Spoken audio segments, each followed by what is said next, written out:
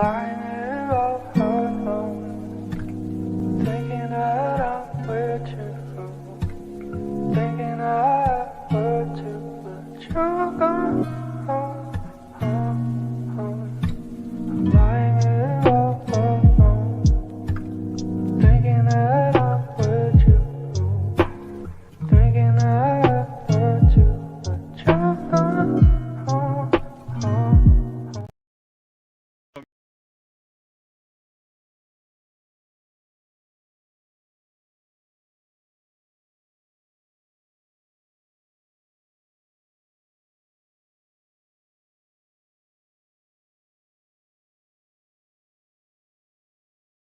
見せて俺たちを安心させてくれんかい。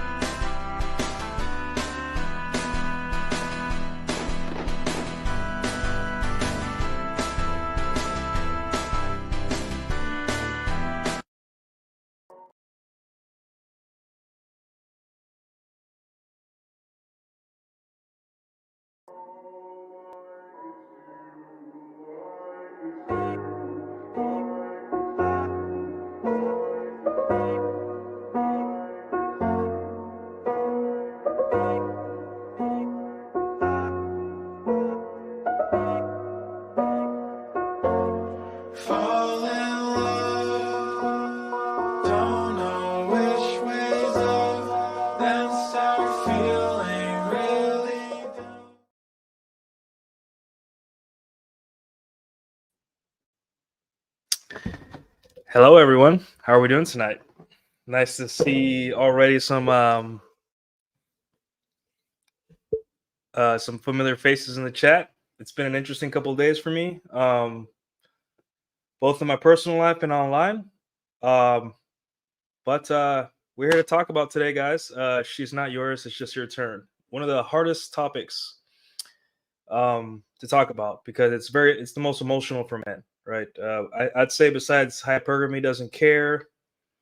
I think this phrase, this concept, this mental model is the one that really men fight against the most. Men that are unplugging, fight against the most. Let me know, guys, if you can hear me well. So you guys know where you can find me. nuclearcaudillo on Patreon, Twitch, and Instagram. If you guys follow me on Instagram, I'll follow you guys back. And then Caudillo Nuclear on Twitter, YouTube. Yeah, and that's it. So you guys know where to find me and all that stuff. So anyways, for all the people coming back, I see a couple of you guys. I see my boy Godspeed. Costa Rica, I'm glad you can make it. Yeah, it is a funny animation. I love the internet. This is the parts of the internet you guys should enjoy, right? Like, forget about the thoughts and the bad, mean stuff about people saying that you suck because you're a man or whatever, and focus on the funny stuff because that's what the internet really is, you know. Aaron, first time I watched your content. Can't remember who recommended you. Maybe it was John Fitch. Maybe. But welcome. Nice to see you here. Yep. And looks like my audio is good. So yeah, guys.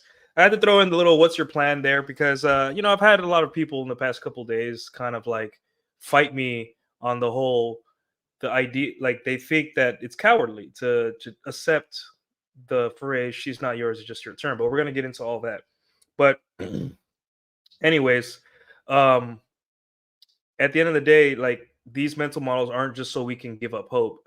It's the opposite. They're for us to take the world as it is, look at it and be like, what's useful? How can I get from point A to point B? Point B being a positive male identity and more power in the sexual marketplace, right? And that's what the Red Pill can only be. Anything apart from that, like they say on the forums, on Reddit or any other forum, don't let the door hit you on the way out, right? Because we don't care about stuff that doesn't help us, right? We can sit all day here and talk about statistics, talk about science, talk about whatever, but if is it useful? Is it getting you, the person that's consuming this stuff, from point A to point B? Because that's all we care about, right? And um, there's no one size fits all, right? If you want to spin plates, then spin plates. If you're married, um, then you're married and use stuff, use the red pill for for your marriage. Or if you have a girlfriend, or if whatever life situation you are in, the red pill's there to help you. And it's not one size fits. I mean, it depends how you use that phrase. Like one size fits all, meaning that you can apply the red pill to whatever walk of life you're in, but also not one size fits all in that the red pill is just one monolithic thing that everyone has to follow. You can choose which parts of it, because one thing that blows people's mind is that we're not interested in what's the right thing. We're interested in what works, and that could be thinking a certain way, or that could be doing something a certain way. And honestly, girls do it all the time. They get on shows and just like, I do this, this, and that, and everyone's like, wow, why do you do that? And then people have to ask themselves, they do it because it works. Same thing with us. We have to adopt that kind of plan and say, hey, this may not be true, but if I think it and I apply it, my life gets better. So why not apply it, even though it's not true? Like, do you want to be right or do you want to be happy? Um, so thanks, guys. We got Pearl. How you doing, Pearl? Nice to see you in the chat. But anyway, so I know some of you guys in the chat don't like this phrase, right? If you're still recovering, if you're still learning about the realities of women, the world. Sorry, I thought I heard something. The realities of the world, right? It's a tough phrase. I mean, don't be like, again, forgive yourself. It's a tough phrase um to swallow, right? And it's not something that you just read and you're like, oh, okay, it makes sense. It takes time to look at this, and usually guys like this phrase, or especially when they're in their rage phase, or their doomer phase, or the black, whatever you want to call it, red pill rage, where, like, let's say their wife leaves them or their girlfriend leaves them and it crushes them, right? And a guy just says, hey, it wasn't your turn, or sorry, she was never yours. And that's basically used to kind of like, give those men kind of like a, what do you call it, consolation, to console those men, because then they can turn their pain towards women, as which is the first part of the red pill rage phase, which is like, my life sucks because of women and their ways, right? And so they start seeing, I mean, you see it on reels and TikToks with young men saying, she's not yours, it's just your turn. And they take it as something like a kind of like a end of the world. It's a black pill doomer end of the world kind of concept, where no girl belongs to you. She'll leave eventually. All women will leave eventually, right? And I'm here to tell you that's step one. If you're stuck there for your whole life, you're just going to be miserable. Like, again, like I always say, the years you spent mad at women and mad at the world for it not being the way you thought it was, or you were taught it was, are years you will never get back, right? That does not mean the day that your heart is broken, or you get zeroed out, or whatever event causes you to come to the red pill looking for answers. That doesn't mean that you should recover instantly. That doesn't mean that you're not entitled to your emotions, like anger, uh, depression, whatever emotion, right? Um, it means that you can't be mad forever. You need to get out of this as soon as possible, right? For me, every man has their way of getting over this. For me, it was simply becoming the best version of myself, focusing on my career. I was a nuclear operator, so I focused on that. I got into the gym, and I didn't have a lot of time to date, but I still dated. I still got out there and met some girls here and there. And then, like I said, guys, the other day, what really, really kind of like pulled me out completely, and I was able to, like, have a more grounded view of women and the world, was I met a good girl, and that, for a lot of guys, that's like the final piece they need, is to finally get in a relationship where they're their own point of origin, where the girl's in his frame, sorry. And it's not that she's a good girl. Your ex that broke your heart could have been a good girl, but you didn't have the game, the status, or the frame in order to make her be a good girl within the relationship, right? Now that you have all those things, all of a sudden there's more good women, simply because you have the skills in order to put women in the best position possible for them to be good for you, Does that make sense? If that doesn't make sense, guys, please let me know in the chat because I will explain it again because that's extremely important, right? And this phrase will not make sense until you meet a good girl. Or when I say good girl, TM, trademark, it means a girl that is reactive to your own competence, your frame, right? Because if you have no frame and you suck at life and you have no game and you get with a girl, she's going to be bad, right? She's gonna start slowly discovering that you're not the guy, that you're weak, that that you're incompetent, right? That you still dislike women, or that you just shower her with gifts, making her feel like you're not the prize that she is, and girls don't look up to men that are their equal or below them, right? So once time passes and you develop these skills, whether it be competence, right? Like that's why we say get in the gym, because having muscles shows competence in terms of survival, basic biological survival. You're big, you're jacked, focus on your career so you can provide for yourself and for others in the future, right? And once you have all these things, then you develop frame meaning that you are the first thought in your mind. Well, sorry, that's your mental point of origin. You develop your mental point of origin, then meaning that you are the first thought in your mind whenever something new comes up in your life. Like if this girl says, "Hey, we're moving to the X place," you're like, "No, I have my career and my life here. I'm not moving." And then she leaves. Whatever she did it outside of your frame. So, But anyway, that's very important, guys. That's like the preamble to this, because a lot of guys see this phrase and they're in that phase where they're still unplugging, and they use this phrase as all women are suck, life sucks, it's not worth it. But I'm here to tell you this phrase will change with time, what it means to you as you unplug and become a better man and become more attractive and attract more women, right? Attract better women, right? And when I say better, it's women that are reactive to your own competence, game, and frame as a man. So anyways, yeah, Rolo. I read it in the morning. I did read it again just now. So a lot of the notes will be pulled from Ryan's short video on "She's Not Yours, It's Just Your Turn," and Rolo's essay. And you guys recommend me any other essays that you found? Let me know. But those are the two essays I'm pulling from, plus my personal experience, of course. So yeah. Rivelino said the same thing to me. Yeah, don't take advice from Riv. Sorry, Riv, if you're watching this. Sorry, I can't endorse you, bro. Talio Velasquez, there's logic, but if you don't know the rules of it, your conclusions will not match your observations. Yep. But he also says that the phrase is for losers who view love as indefeatable. Oh boy, we're gonna get into that. I'm gonna start that. Defeatist mindset. Okay. Oh boy. Christianity Unplugged. Hey, nice to see you, man. All right. We got a $10 super chat, or 10 that's Brazilian money, right? What do they have in Brazil? But anyway, I appreciate it. You get one of these, Maraisa. Where is it? So many videos loaded. Thank you so much, best friend. Why am I a bad man, Maraisa? Is it because of the story? If you guys, okay, at the end of the stream, I'll tell a story of what happened today on me being discovered on this group, right? There's a lot more details, but I will tell the story if you guys like. Thank you again, Maraisa. And I'm not a good man, but I am a man. So we got another super chat from Matthew, my friend Matthew. How you doing? $4.99. You get one of these.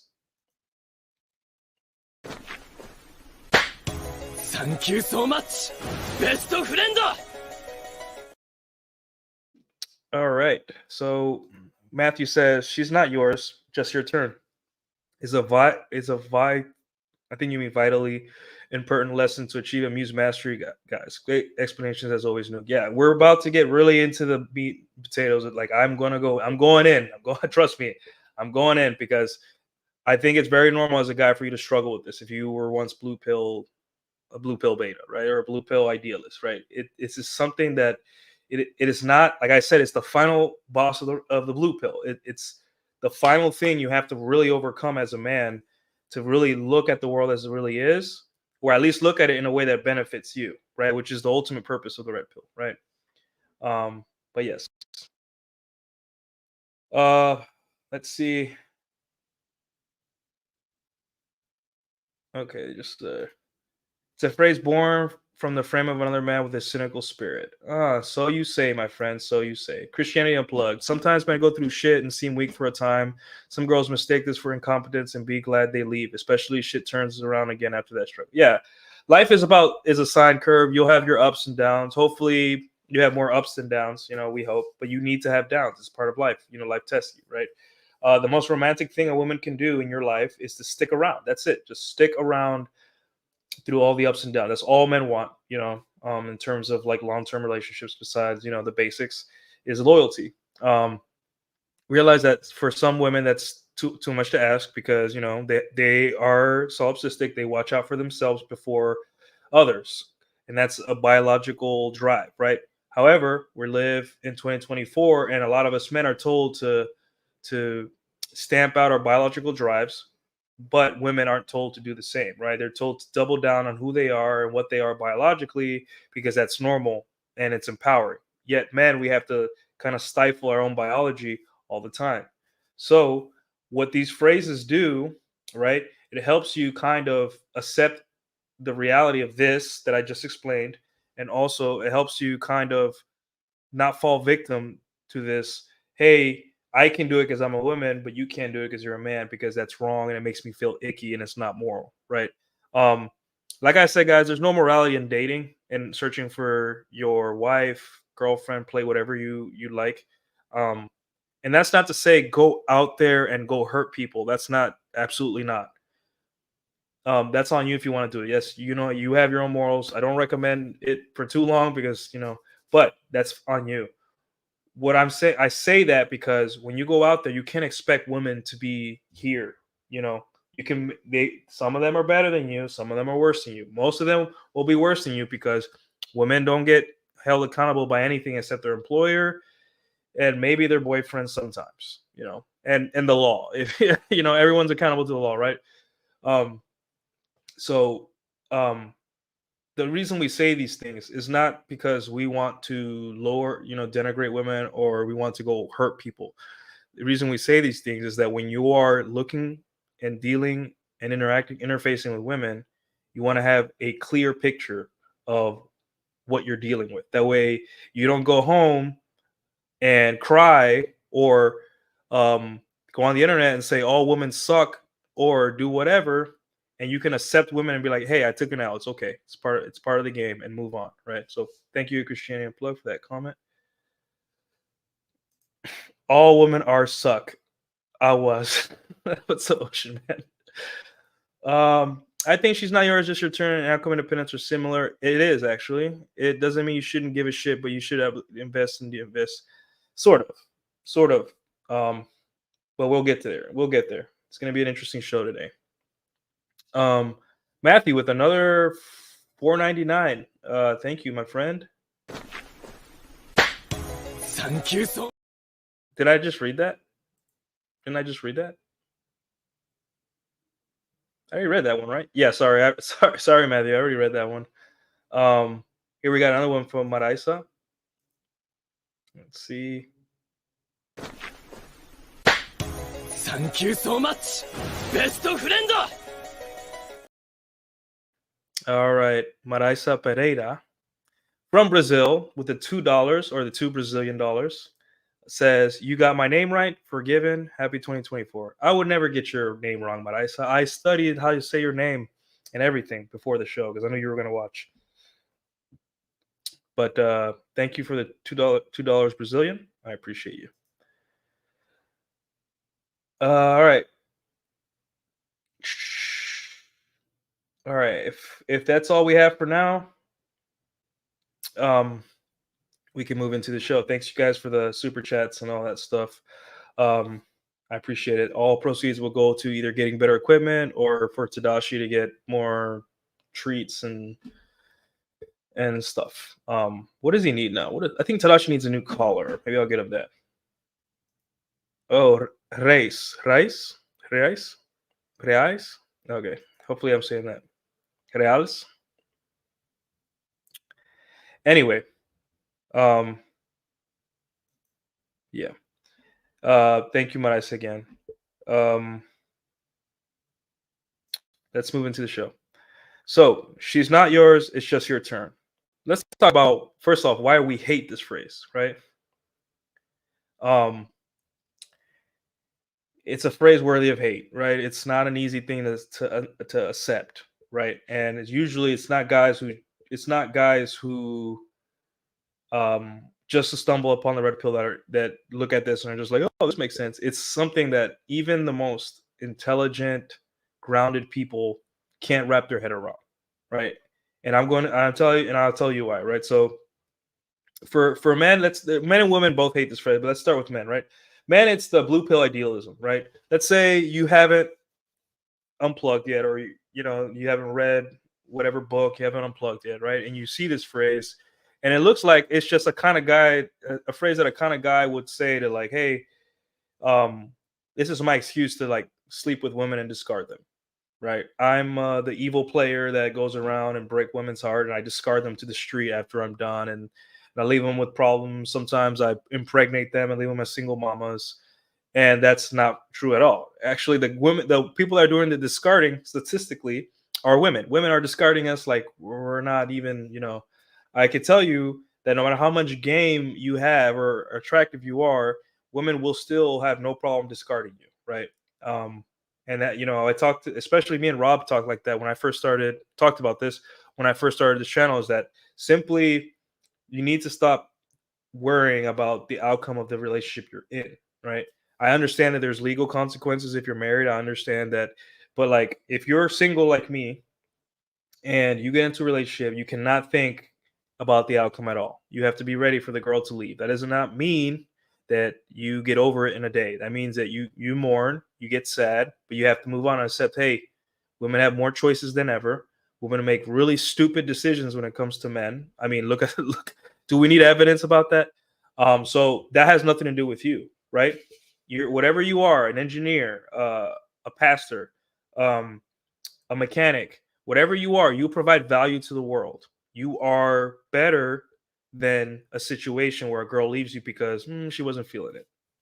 You know, there's so much more to life than trying to qualify to women's impossible standards or delusional standards these days, right? Or emotions or whatever reason. There's so many reasons why women leave men. It could be that her husband's back in town. You didn't know she had a husband.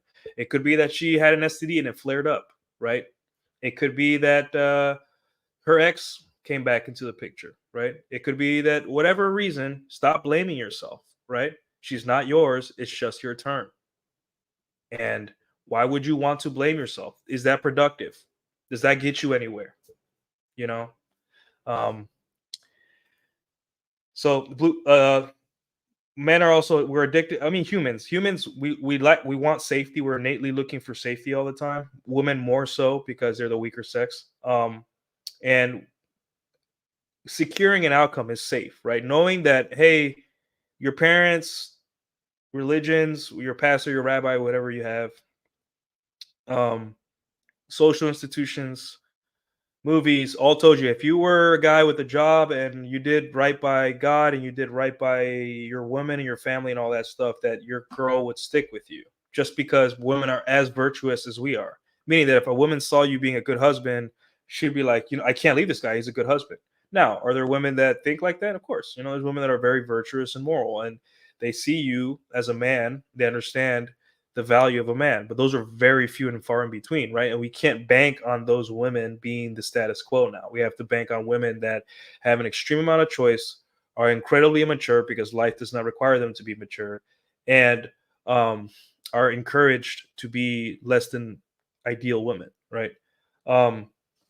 So uh, don't men hate this phrase because it kind of destroys that outcome that they've been kind of idealizing their whole life, where you find a girl, you settle down, she's with you forever, and then at the end of that she dies holding your hand while you're in the hospital bed, right? That's what blue pill men do. Like they idealize this, like, kind of like egalitarian, like their grandparents and all that stuff, right? Which isn't true, right? Your girl could leave you tomorrow if you guys are in a relationship. Your plates can all say, hey, F you, I'm done with you. Or they could stay forever. right? Regardless, your turn could be 40 years, your turn could be 2 weeks. You don't know, right? So, is it useful for you to ponder on that while you have your job, your other family members, your your life in general? Like, is it useful to ponder whether some girl who has probably a little bit crazy, you don't even know her yet, is staying or going, right? I don't have time for that, neither do you, right? You have the whole world to take care of. A lot of men think it's cowardly, right? They think that that if they accept this phrase, "She's not yours, it's just your turn," that they're seen as cowards because they didn't fight for love, right? They didn't fight for their women. They just don't care. They don't care about life. They don't care about anything. That they're just this guy that just blows with the wind, has no control over his life or control over everything, right? I'm here to tell you, you have control over plenty of things in your life, right? You have control over your fitness. You have control over what you eat. Have control over what you do in your free time, but you don't have control over another human being, right?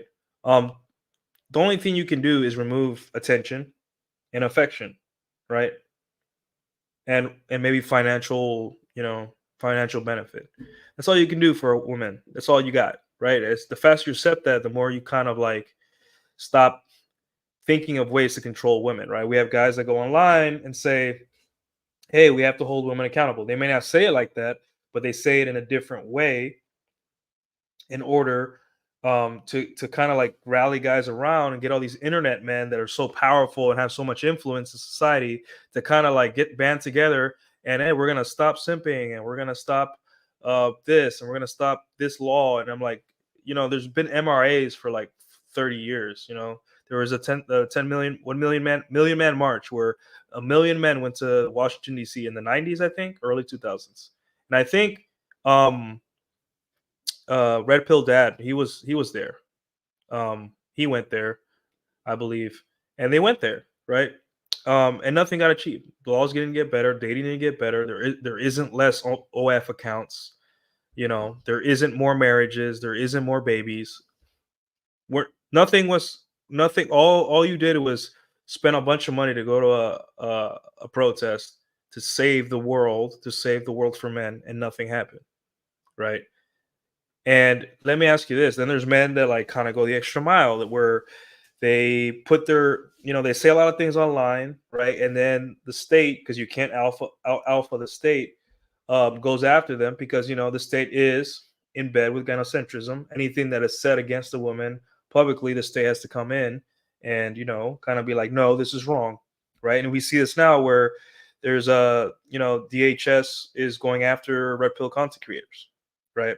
And there's it's gonna surface here soon, guys. I'm telling you, this stuff's gonna surface, especially this year, where lots of money is going into diverting all the traffic for you guys to come see the content of red pill content creators to somewhere else. Somewhere where this phrase is like they're gonna teach you this phrase is wrong. You should be completely tied to an outcome, and you should work harder for society that cherishes you so much, even though they don't cherish shit, right? Who's thanking the men today who are out there cleaning the streets, making sure the power lines are going? Who's cherishing those men, right? Who's cherishing the men that have to get up to go take out the trash today? It's 14 degrees out right now. It's freezing. Like, who's cherishing those men? Who's cherishing me where I had to get up to work today to go maintain the data infrastructure of Dallas, right? And the world, right? Who's no one. I don't expect it, nor do I need it, nor do I want it, right? But no one's cherishing those men, right? But they're going to divert the traffic from guys like me, like Rolo, like Ryan, like whoever, to pages where the men are telling you to come back into this old way of thinking where everything you do is for the express benefit for women, and they're going to tell you that's what's manly. But anyway, I digress. It'll come out when it comes out. That's for the future. Right now, we're focusing on this. So, anyway, where was I? So yeah, it's cowardice. They say, "Oh, this is cowardice." Accepting that women come and go in your life is cowardice. Not grabbing them by the shoulders and telling them, "I love you," and you're not ever gonna go nowhere. Like it's some kind of like movie, Disney movie, or sitcom or drama. Or that's That's not real, right? You guys, I'm telling you, you guys cannot. When a girl's leaving you, there's nothing you can do, right? There's nothing you can do.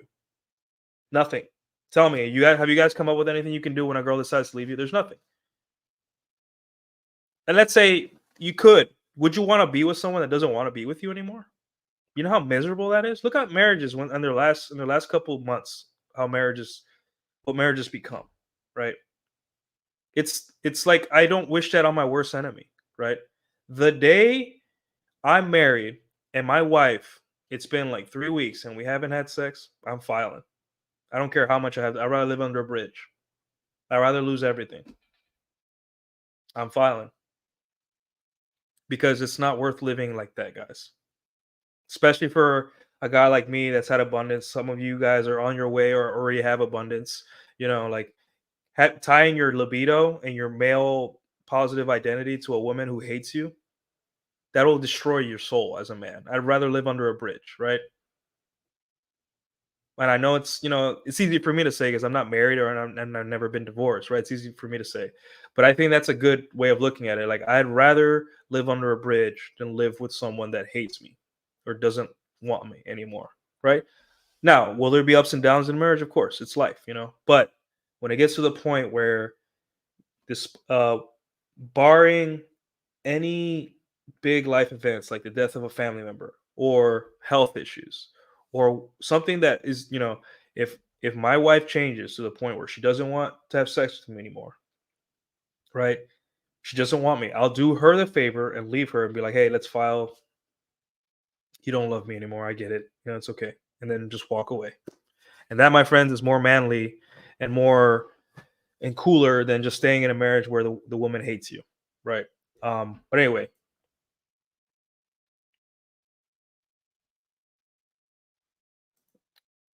All right, so blue pill dualism, addicted to outcomes, they think it's cowardly. Okay, another thing is that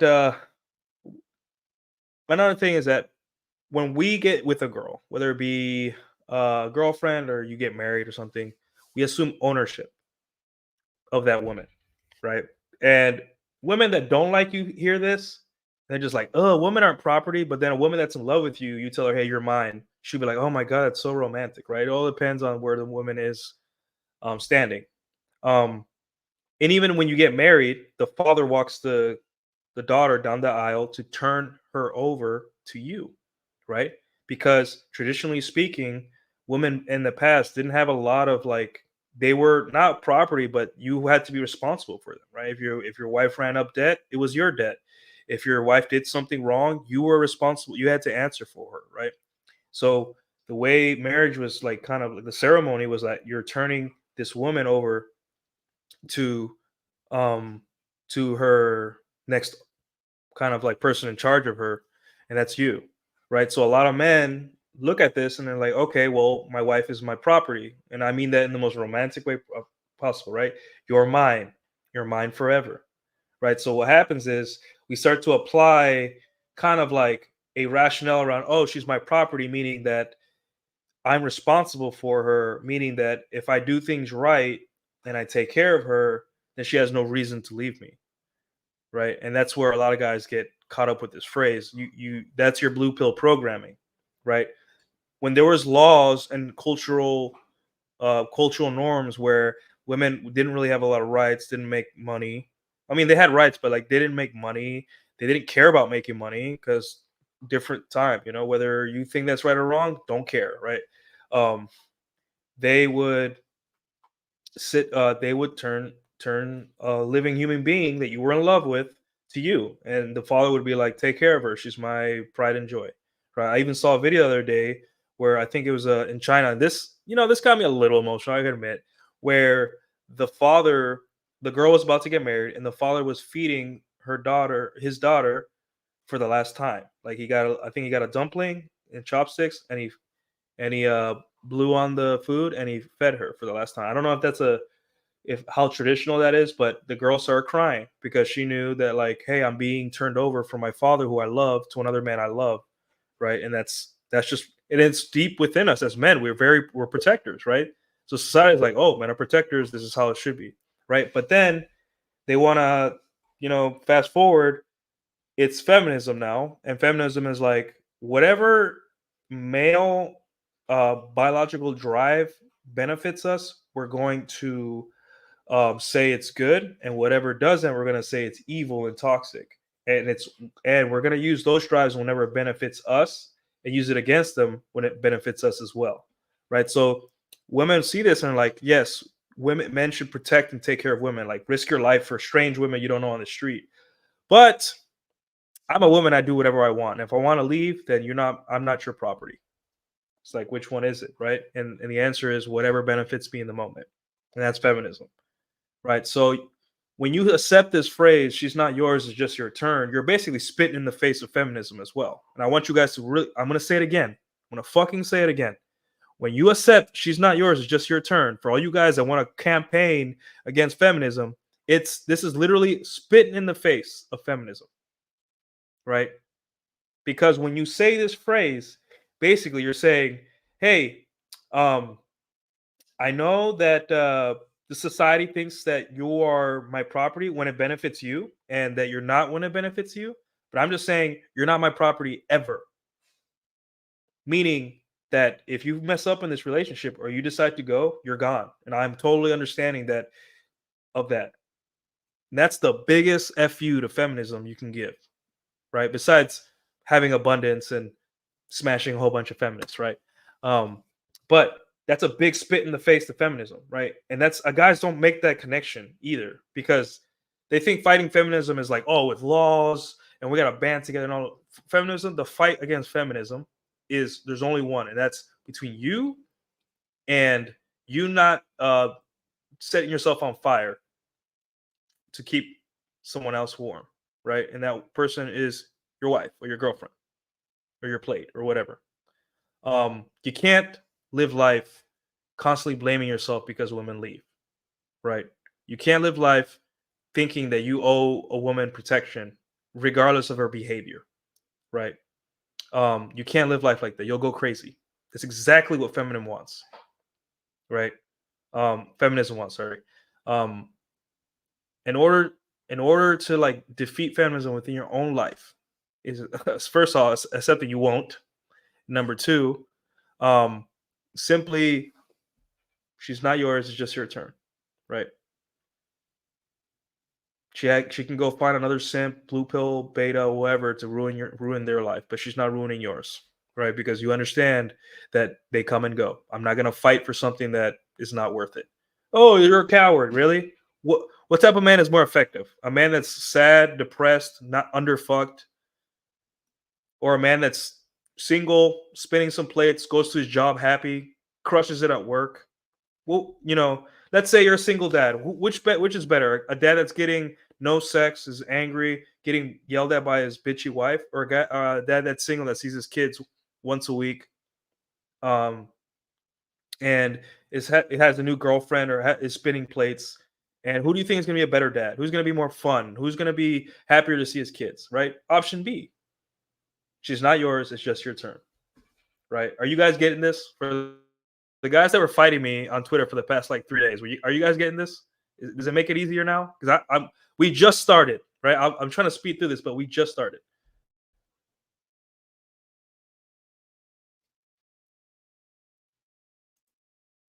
Exactly. The responsibility falls on you to be worth a damn, that your time, attention, affection are valuable enough to warrant women to respond.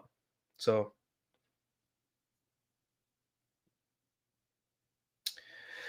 anyways, all right, guys, I'm going to keep moving through this to see if there's anything. Even when you're an old man, still going to file in? Yep. Define old, like 70 or 50 or 60?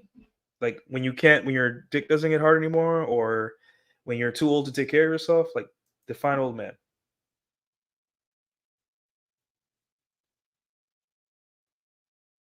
All right.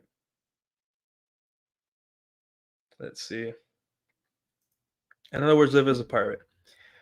If that's what you see it as, great. That's like Jack Sparrow. He wanted to be free. He wanted to be free and do his own thing. I suppose it's easy to feel that way when you have another in your pocket. Yeah, like, and that's another thing. this hinges on the fact that you understand that, hey, you are valuable, that you are improving within a marriage or within a relationship. You're not stagnant, and also you run dread meaning that you let girls know that, hey, passively, hey, um I'm valuable, don't take me for granted, because if you do, another girl will be more than happy to have me, right? um yeah, yeah, the dad that understands women and has options will make better dads, right? I'd rather be a single dad than a miserable guy in a relationship, right? It sucks, like I've seen it. My friends were married with miserable women, and they were miserable, and they got divorced, and suddenly we were hanging out more. Their kids loved them just the same. It's just like, what's better? I'd rather my friend be happy, be able to be effective at his job, live life, and you know, and move on, right? Um, Another reason is that men don't like this phrase is because we have trouble accepting women's operative state, meaning hypergamy, right? Um, Now, everyone, hypergamy is like, out of all the red pill words and phrases and things that Rolo has dropped, hypergamy seems to be the one that everyone fixated on, right? I guess it's because it's the most hurtful for women and for men. Realizing that a woman can trade you for something better. Now that's tough for a man to accept, right? I'd say like if, if like Ocean Man says, if she's not yours, it's your turn is like the first phase of the boss. Hypergamy is like the final ultimate phase of the boss with like seven wings, four dicks coming out of its arms, and it like trash talking you as you're trying to fight it. It probably has 20 million HP, and you're it uses an attack which reduces your HP to one and all that stuff. Whatever, that's what probably hypergamy doesn't care is for a lot of men, because you realize like you always knew, like, well, from watching movies as a kid, that hypergamy existed, right? Like, and you growing up in high school, that the handsome jock, got all the girls, and the dorks and the nerds didn't get any, right? And you saw teen high school movies, and it was the same. You're like, okay, but you didn't want to become the high school jock because they presented the jock as being stupid, being defeated at the end, and having a bad like a shitty secret that made him look stupid at the end. All these things, right? Because you know they wanted to train you to be a good little beta growing up, and that all dorky, nerdy, disenfranchised men will eventually get the hot chick if they just worked hard and defeated the jock, right? And then you realize, like, wait, they still like the jock. I'm 30 years old. They still like the jock. 31, still like the jock. 33, still like the jock. What's going on? And then you start, you stumble upon the red pill and you make connections. And you realize, like, oh, it's not like they like jocks because they're jocks, because they are muscular. They are, cocky and funny. They're confident. They constantly shows displays of higher value. Pre-selection, all these things, right? And then you start imitating them, and you're just like, wait, I'm becoming the jock that I hated my whole life. And it's just like, no, dude, you are becoming what you needed to be to attract women, right? And those qualities you don't get from chasing women. You get it from chasing excellence, right? Um, and that's basically what the red pill journey is. A to B. That's it. That's it. As simple as that. But a lot of men have to understand that there was a wrench thrown in all of this, and that's social media, right? Social media now, girls that are fours, fives, and sixes think they're eights, nines, and tens. Um, Luckily, we have game. We knock them down a peg. We men have social media, so we can present ourselves better if you put in the effort. And also, we have abundance, meaning that um, men also have different ways um, to get women besides dating apps. Like we can go to a salsa night, or we can be a DJ. Our jobs, our cold approach, just going out there and talking to women on the street, which is difficult. But there's men that do it. Social circle game, and realize that a girl that bangs 20 guys and a guy that bangs 20 girls, they're not the same, right? It's not the same level of, and that's the ace in the hole, guys, is that women do not get better with more bodies, but they know that. They're trying to convince us that they don't, but they know that. But we do get better. with more bodies. We just get more handsome and attractive as years goes on, right? And I'm telling you right now, as you guys saw, I'm notorious in Dallas, and I'm 34 now. My DMs are more and more packed because I kept doing the things that made me attractive. I did them for me, but I kept doing them, right? So, what I'm saying here is that these phrases, hypergamy isn't a straitjacket, right? It isn't like you live life kind of like watching over your shoulder that some guy that's 6'1" and you're like 5'8" is gonna take your girl just by looking at her. Because, it simply means that there is a possibility that during the relationship a woman can leave you for another guy that she perceives as higher status. Is it always like that? Like, no, a lot of women, what happens is they see that their beta buck side of their hypergamy is taken care of, meaning, they live with you, you pay for their stuff, you pay for their student loans, you take care of them, you give them the comfort, you give them like nice slow comfort sex, whatever version of beta bucks that she requires from you, you give it to her. But then she realizes, wait, I want to get ravaged in bed, and I want to get disrespected, and I want to be out in the streets, and I want to get treated like a hoe or something. She goes searching for that stuff, right? And guys are like, how do I be that? And I'm just like, dude, first off, yes, you may have fallen into blue pill ways or into beta ways. That's okay. But she's not yours. It's just your turn. Meaning that you cannot wrap your whole life about qualifying to women and their standards, right? You should, to an extent, very little, much less than you think. But you cannot wrap your whole existence. If your girlfriend leaves you, are you going to spend the rest of your life wondering what you did wrong, what you could have done better? No, you simply, hey, have a nice life. You hurt me. I'm going to be sad for 1 or 2 weeks, 2 weeks, 3 weeks, maybe a couple months if I was really in love and I was really still very blue pill. But you're lost, right? Have a nice life. And that's it. That's all you can do. There's no holding them accountable. There's no revenge fantasy, nothing. You focus on yourself and becoming the best version of yourself. And that's all you got. There's nothing else you can do. You can't ask other men to band together and hold women accountable as a whole, right? You can't take down porn companies. You can't take down OF companies. Whatever boogeyman that you blame that for women being bad, you can't take them down. You can only be better yourself. That's it. That's all you got. So, the last reason why men hate this phrase is, how do I say this? Their identity is wrapped up in their relationship status, right? And I see this with a lot of men that are religious Christian men, high-profile men that are like politicians whose image relies on them being married and kids and being wholesome, men that have a high estimation of their parents and they want to look good in front of their parents, so they think that if the girl leaves them, they're a failure in front of their parents as well. So they take the failure twice, like these, and that sucks because these men are still good men and they're still great people, but they still see their relationship as part of their identity, and that's you have to uncouple that, unlink that, right? I am not Nuke married to so and so. I am Nuke.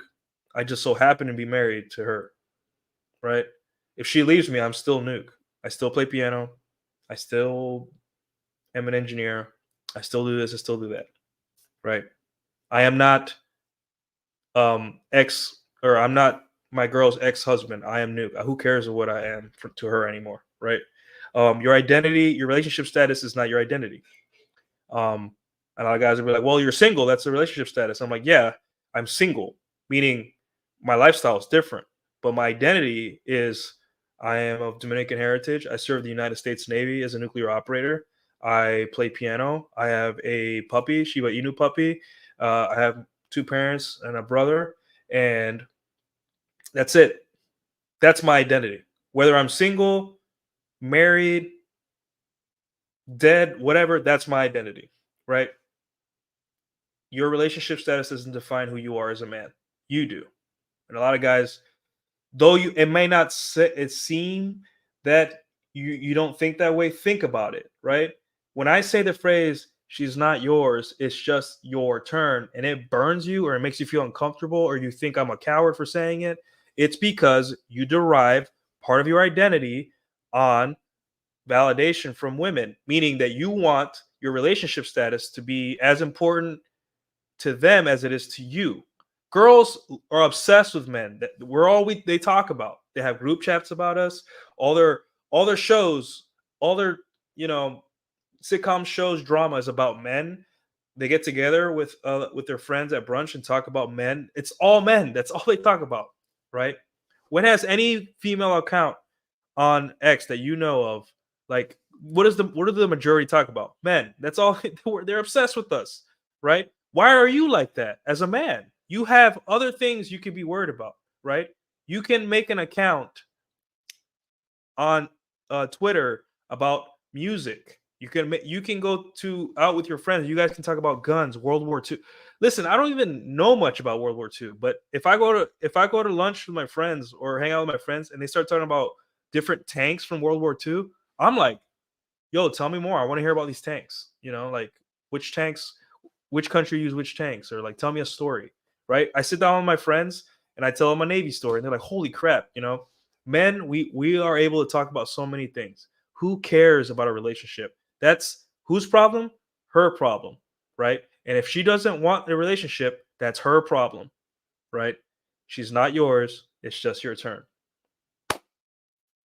Am I making sense now? Whew. All right. Man, this show's gonna go longer than I thought, but whatever. Okay, so why don't women like this phrase? Right? They're gonna fight you. They're gonna tell you also that you're a coward and that, or hey, this phrase doesn't have to be true if you're a good man, if you man up or whatever they say, right? Well, the first one is that women are loyal to their feelings, and these kind of phrases that are harsh and not warm and fuzzy on the inside, um, makes them feel icky, right? And they backwards rationalize it by saying, if this guy that said something icky to me, it must mean this guy's insecure, an incel, an evil man, or whatever. And that's not true. Men, we just have to be honest with each other. And we say the language we use is harsher because men are better at accepting reality than women are. So, first off, the phrase is not for them. Um, so they can take it personally all they want. Um, and number two, which is the most important reason you should pay attention to, is that it allows men to kind of control their sexual destiny, right?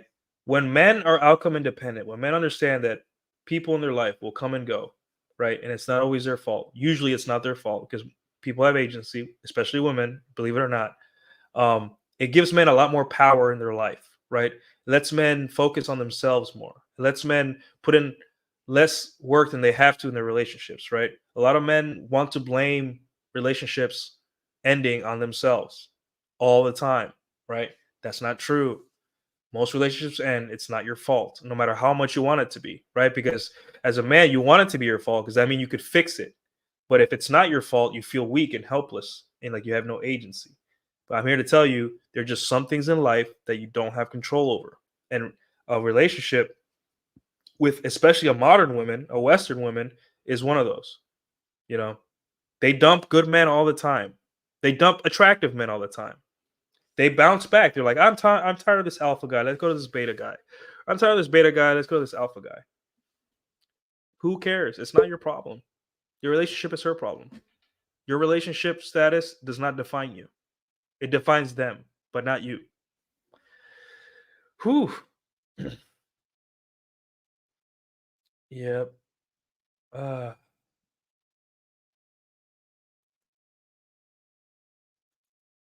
all right. Sorry, guys. You guys are very active today in the chat. I gotta get through this. It's a lot. I still got quite a ways to go. If you guys would like me to read your chat, please super chat because I'm like halfway through this outline that I made, and it's a really important topic, and it's gonna help you guys a lot if you guys are still in that phase, right? But please, if you guys would like for me to read your chat, please super chat. I might catch some at the end, but I got I'm already in almost an hour in, and I'm lagging. So, um, anyways, so where were we? Yeah, so when men have more power over their sexual destiny, meaning As a guy, you have to understand that once you're at a certain level of attractiveness, once you figure it out, you're always going to have women. And for guys that are struggling right now, or guys that haven't gotten quite there yet, the guys that are think themselves incels, which incels doesn't even mean anything, right? It just means that you're having a little trouble getting laid at the moment, right? Um, you're gonna have a time in your life you're gonna start controlling your sexual destiny, meaning, and this is gonna blow a lot of guys' minds, that there's gonna be days where you have a date and you're just like you hope she cancels, right? You hope she freaking cancels. Um,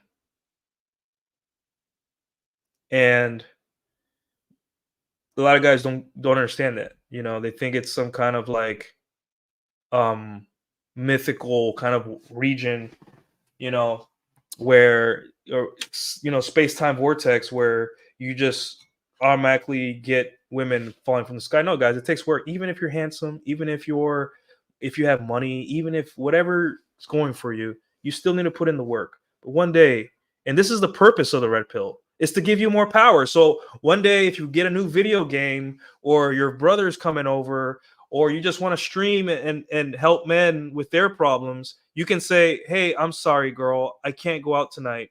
I have things to do. Maybe another time," and you won't think anything of it. And that's the fucking purpose of this, guys. It's not to save the world. It's not to change people's minds. Is that you can get to a point where these little outcomes that everyone is so that desires so much, it you can get them for yourself and you can just live in peace, right? Because imagine how peaceful do you think it is to sit on the couch with your puppy and you're just chilling, and you tell a girl that you made plans with, "Hey, I got caught up. I can't go out tonight." And you don't even feel it. You don't feel anything. You just feel like, "Hey, if she decides never to talk to me again, that's fine. There's going to be another girl." And that's the point of this, to give you positive sexual identity, right? It's so when you're married and then you go to the gym and then the girl at the front desk checks out, gives you a compliment, you laugh and you say thank you, and your wife is next to you and she's like, "Oh, you're so hot," but you know deep down, hey, you just displayed, you just ran dread on her passively because you're already attractive. And sometimes to run good dread is you just got to be attractive. That's it. You just got to exist because that's all you need sometimes, right? This is the reason. It's so we can get these outcomes, whether it be lots of girls or your wife. And they'll fight you. They'll get the federal government involved to like divert traffic from this stuff, because you know how scary it is for women to look at this stuff and be like, these are men that are gonna gain the upper hand on me, right? And it's like, no, not upper hand. We just want to be happy. We just want peace, and they hate that. So yeah, um, it's a threat to their long term strategy, right? They need dopes, they need dupes, they need dummies to like look at, to consolidate the beta side of their hypergamy, right? Because they're not women out here are like they are they're acting like they're all like these amazing women and they're winning at the dating game, but even the most attractive women, they're not locking men down. The men they want, not locking them down. None, right? Very, very, I don't see that often that women lock down a man, you know. So when we trade notes like we're doing now, right? Um, it's essentially like we're almost like evil, right? Like we're like, I'm teaching men like Prometheus, right? Like Prometheus showing humans fire, and the gods are just like, oh hell no, not on my watch, right? Um, and they don't like that. So understand that's why that reaction comes from, right? Because telling a man that he's valuable, that he's to stop letting himself get taken for granted, right? It's a threat to women's long-term mating strategy, right? Because that means a guy can go from being a beta blue pill chump to an alpha and live life in peace and not need to contribute to gynocentrism, can just live outside of it. Obviously he works and lives and pays taxes, but that's it. He can live life on his own terms. All right. Whew. Awesome. So Now let's move into what this phrase means. So the first question I ask when people say like, "Oh, this is cowardly," or "That doesn't make sense," or "That's such a black pill doomer phrase," is like first thing I ask is like, "Are women property?" So to the viewers right now, are women property? Right? Is there anything that happens if they leave you? Not really. They just leave. Even if you're married, the state kind of like leans towards them winning, leans towards them. It's easy on them and hard on you. Right? So there really isn't. So when you say she's not yours, what you're saying is like I I physically don't own this person, right? There isn't I can't call the police if my wife leaves me. You know, I can't call her father and be like, your daughter left me. Her father can't. She's an adult. She has rights, and you know, um, they're not property. And let's say, okay, they're not property. So I get that, but still, that she's not yours, right? Understand too. Are your friends who love you just as much? If they left your life, would you hate them? You would be like, hey, they, I moved away or we grew apart. We just say we grew apart. You know, So what's the difference? Your friends care about you more than your this girl probably. All right, we got a super chat. Marisa Pereira, the Batman story, por favor. I'm getting to it. I'm getting to it. Just give me here. I'll give you one of these. Thank you so much, best friend. Guys, Marisa is one of my followers. She is a neurosurgeon from Brazil. Very smart girl. She's probably much smarter than me. And she wants the story. So let me finish this next concept, and I'll tell the story of how I became this notorious in Dallas, right? Which probably it's just a page, guys, on Facebook. It's not that big a deal. But just give me a second, Marisa. I will tell you the story in a second. Anyways, where are we? Neurologist. Sorry, you're a neurologist. Sorry. She's from Brazil, guys, proving that all these American women saying that all these girls in third world countries or countries that aren't America are all dumb and uneducated. Literally, we have a neurologist in the chat from Brazil, right? Which pisses me off because like my parents are from a third world country, and what do you guys think happens? Like, is there no like? Do you think they just fly to the United States to get roads and cement and infrastructure and doctors and then fly back? No, they have their own ways of doing things. It's probably not the best, but anyways. Uh where was I? Okay. So yeah, essentially there's nothing you can do if someone leaves your life, right?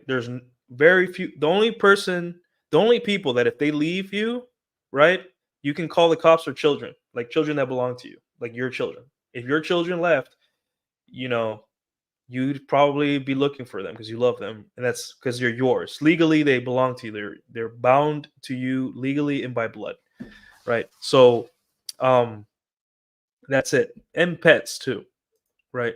But pets are easier to find, probably easier to find because they have chips on them and stuff now. Um, uh, anyways, uh, so no legal ramifications unless they're married, and even then, the state leans towards favoring women. And another thing is that they move on faster than we do as men, right? Um, Meaning that women have to watch out for themselves. They're the physically weaker sex, biologically speaking. Back in the caveman days, if they got too attached to a man who either was a loser, couldn't hunt, or died, they would also die, right? Their survival hinges on men. So they had to be able to get over a man who got captured and killed, and move on to a stronger man or to the tribe that was dominating if the tribes were warring against each other.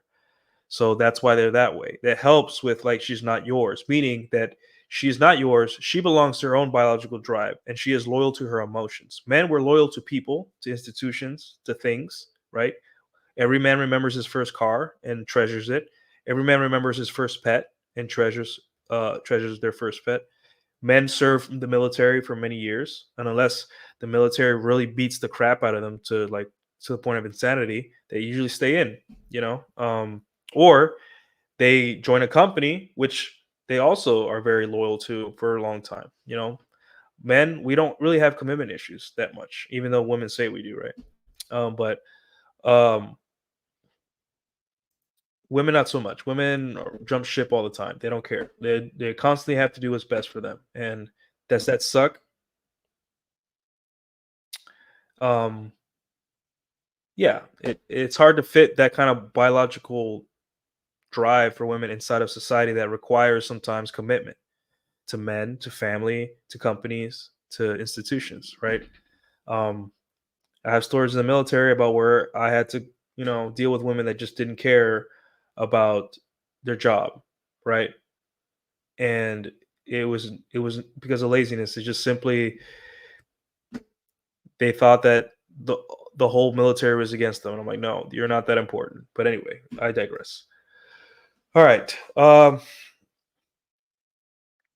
So let's go through what Marisa wants me to talk about. And but first, let me put this up and let me pour myself some tea. I'll be right back, guys.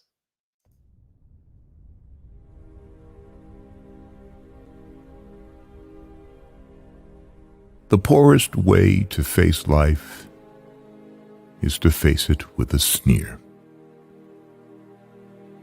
There are many men who feel a kind of twisted pride in cynicism.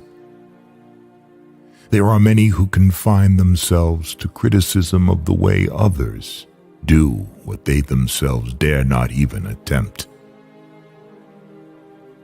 There is no more unhealthy being, no man less worthy of respect than he who either really holds or feigns to hold an attitude of sneering disbelief toward all that is great and lofty, whether in achievement or in that noble effort which, even if it fails, comes to second achievement. It is not the critic who counts, not the man who points out how the strong man stumbles, or where the doer of deeds could have done them better. The credit belongs to the man who is actually in the arena, whose face is marred by dust and sweat and blood, who strives valiantly, who errs, who comes short again and again, because there is no effort without error and shortcoming. But who does actually strive to do the deeds? Who knows great enthusiasms, the great devotions, who spends himself in a worthy cause, who at the best knows in the end the triumph of high achievement, and who at the worst, if he fails, at least fails while daring greatly. All right, I'm back. Sorry, guys. I just had to get some tea and freshen up a little bit. It's been a long stream so far. All right, where were they? What's up? All right, Marisa, I'll humor you. All right, so what happened is that in 2021, I was seeing a girl casually, right? I had just moved to Dallas, and we saw each other 3 months. And I had my birthday coming up, and I had invited her, and then she accepted my invite. And then on the day of my birthday, I decided to go out with another girl. And I told the first girl, "Hey, sorry, I already made plans." I think that's how I said it. And she's like, "Okay." Problem is that she had my Twitter account, and since I wasn't Twitter savvy at the time, I had posted about how, I'm going out with this chick. It was 2021. It was a crazy time. I wasn't making content like this. Twitter was like whatever for me, right? Um, And what was I saying? So she found out because she followed me on Twitter for some reason. I don't remember why. And she called me out and said, "Oh, I know all about what you posted." And she ended up making a TikTok about me, and she ended up posting me on this page with all my information: my first name, my last name, my astrological sign, what I did, a picture of me, and said, "Hey, don't date this guy. He's an asshole." Right? Whatever. I didn't know about this at all. I never found out. I didn't find out about the TikTok. She just stopped talking to me.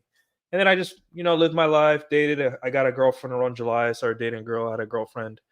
And then when my girlfriend broke up, and then lived another year. And then about mid of 2023, she hits me up again, or we match on Facebook, and we start kind of like flirting. But I don't take it too seriously. And then now we went on a date the other day. We kind of like caught up, and I don't know where we're gonna go with it because I told her, hey, if I really hurt your feelings that much, is it? I don't think you should see me anymore like that. Or maybe we should just be friends. And I kind of like I stepped back because if I hurt a girl that much, I think that I don't know if I should keep seeing her. Like maybe she took it very personally or something that I ghosted her or something. But anyway, um, I was talking. A friend of mine was talking, an ex-plate of mine, sorry, to be more specific, today. Um, she she still kind of has a crush on me, right? So what I said, I kind of said, she always wants to like hang out, and I tell her, hey, no, and I always like say, hey, no, I can't, I'm busy, I'm doing this and doing that. And then she posted today, and while I was talking to her, hey, um, this is why you got posted on that. Are we dating the same guy? Group. And I was like, what? And then she showed me a screenshot, and you know, so I have been posted on confirmed on two different groups by two different women, um, asking about me. Like, who is this guy? Okay, one group was like, is this guy a good guy? Right? And that group, that thing that post either got deleted or my friend doesn't want to scroll back that far. I'm trying to convince her, but she doesn't want to or whatever. Understandable. And then the other one, the girl I was dating from 2021, that was just her saying, "Don't date this guy. He sucks. He's an asshole. Whatever." Right. So two different, completely women, two different group Facebook groups, and it's funny because on the group where the girl's trashing me, another girl, little frumpy little girl on the bottom posts, "Oh, he looks like Romeo Santos." And yeah, I don't know. That's the story basically. There's more to it, but I don't want to. Um, I don't want to. Both of these women are still are friends of mine now, and you know, they're the ones that told me about these. So, anyways, that's the story. You happy now, Marisa? That's the story. Not that interesting. I mean, it is interesting, but I'm not going to um say all the details. That would be boring, right? Anyways, wow, where was I? So back to the topic at hand, guys. Back to what we're really talking about.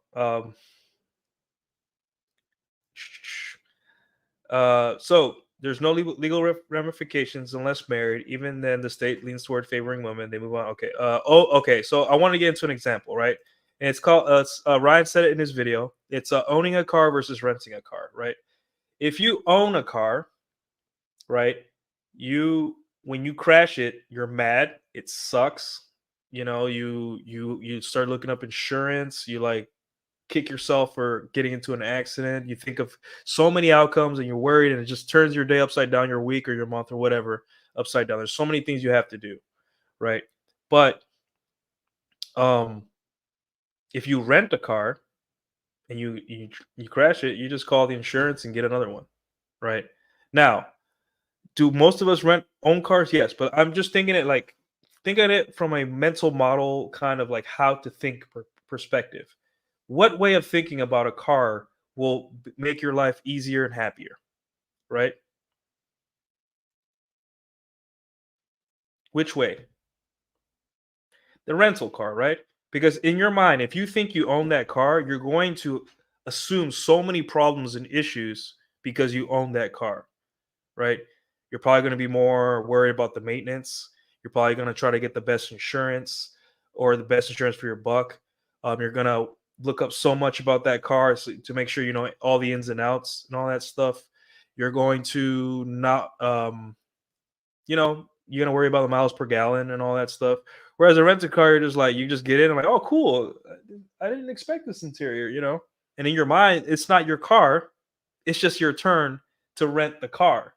Therefore, when you're in the rental car, you tend to enjoy it because it comes with less things you want to worry about. When you own a car, every single inch of that car you're worried about. Every scratch that happens, you're like, I just got this car and I scratched it already. Down to the fuel and the oil you put into it.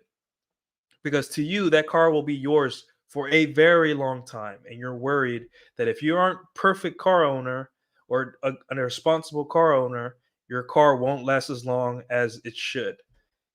Meanwhile, when you rent a car, all you're worried about is enjoying it. Does that make sense now? Am I getting to you guys? Does that make sense? Now, again, if you think about it, a lot of guys are like, "Oh, I prefer owning a car," and you don't get it, right? You don't get it. The type of lifestyle you lead, right? Sometimes renting a car or leasing a car is less stressful, right? And if you lease the car or rent a car, you could probably focus more at work or focus more on your children or focus more on other things. If you own a car, a grand part of your time is making sure the car is in good shape, right? And that's what I'm saying. What way is better to see a woman? As a car you own or a rental car?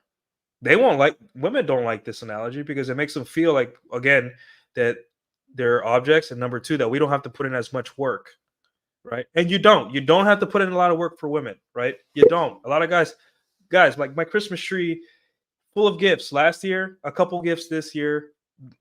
You don't have to do much for women. Just be him, right? Women love it when you just focus on yourself and you become a better man and you live for yourself. They love that because they want to be attached to that. They want to work for your affection, right? Constantly. So if you have the rental car attitude, she's going to start feeling like, hey, this guy kind of won't be too affected if I leave. He's enjoying me and I'm enjoying him, but I feel like I should stay with this guy because this guy can replace me or doesn't care if I leave that much. She's not yours. It's just your turn. Whew.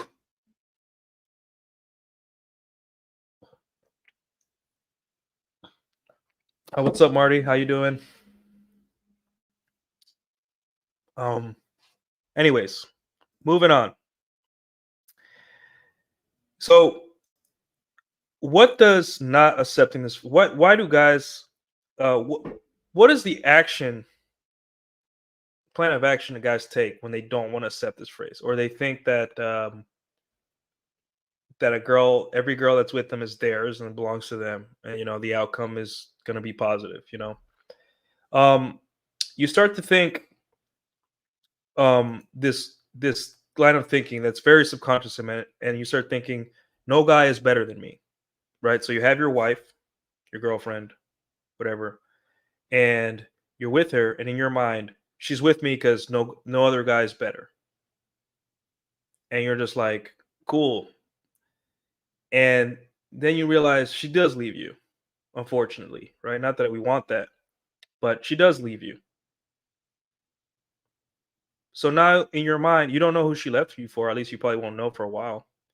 But now in your mind, you're just like, I'm not the best guy because my wife left me. You tied your value and your self-worth as a man to your relationship status, to your wife, to your girlfriend, to your plate, to whatever. So you that's how you go through life. It's like you could be whatever you guys are, right? You could be an engineer, musician, you could do great things, you could save lives, you can help people, you can teach the next generation, you could, put out fires, travel the world, fight terrorists, whatever you do. But the reason your girl is with you is because there's no you're the best, and if she leaves you, that means you're not the best, and now you have to qualify to your girl that no longer exists in your life and doesn't want you back. No matter what you do, you're qualifying to her. So you see how stupid, utterly idiotic that sounds. Why can't she just leave you and you be like, well, she's not mine. It was just my turn. What do you think is going to make you a better human being after a breakup, after a girl leaves? If a girl leaves you, and a lot of guys are like, well, I got to go in the gym. And I'm like, yeah, of course. Maybe you were scrawny or didn't have muscle. It shouldn't be that a breakup motivates you to do that, but here we are. That's fine. Right. But if you do all those things and a girl still leaves you in the future, it isn't because you were the best man it was because simply she left you. That's it. Is it accurate? Who cares? Is it true? Who cares? What is going to get you a better outcome? Which way of thinking? She's not yours. It's just your turn, right? But girl leaves me. A girl that was semi important to me has just stopped talking to me for like a month, 2 months, right? We've been seeing each other for 2 years. We were casual, on and off 2 years. And I, as a human being, I started to get attached. And not attached in a kind of like a blue pill, attached in like a human way, this person was really good to me. This person was reliable. This person took care of my dog. And this person was she's cried in my arms, all that stuff, right? And she just stopped talking to me, right? And I'm fine because it has nothing to do with me. Women leave all the time. And they don't leave you because you're not the best. They leave you because they perceive other options as better. And for you think that women's hypergamy is it's perfect. No, women's hypergamy is very faulty, right? I've had girlfriends leave me for a virgin, and then they date the virgin, and then years later they show up like, okay, well, not girlfriends, but one girl, she left me for a guy that was a virgin, the safe option, right? They were together for like 2 years, and then she blocked me, and then she re-added me like 2 weeks ago. And guess what, guys? That is women's hypergamous filter that everyone's complaining and bitching about. That's how faulty it is. Now she's single. Hitting the wall, probably. I don't want her to. I want her to be happy. I want her to be married and find a good guy for her. But here we are, hypergamy isn't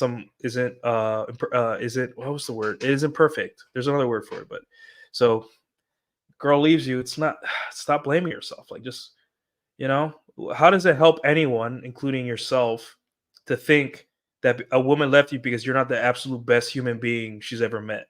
Who cares? She left you.